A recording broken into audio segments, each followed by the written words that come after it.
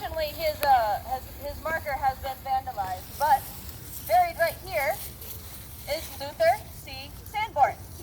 He was born in New Hampshire in 1827, and he came to Sioux City in 1856, probably at the behest of his friend Horace Bacon, who was an established lawyer.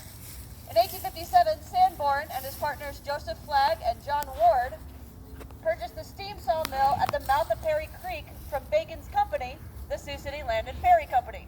This mill made the lumber for the early buildings and boardwalks in Sioux City. Boardwalks are necessary around here because you have to lift the sidewalk up above the river when it floods, which it does.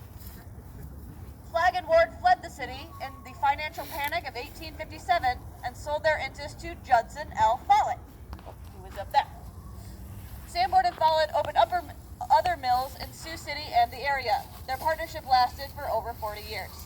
Sanborn died December 22nd, 1901. Because of their shape, these are probably true headstones, meaning they are all facing that way. So these are probably true headstones rather than footstones, which is mainly what we've been seeing other places in the cemetery.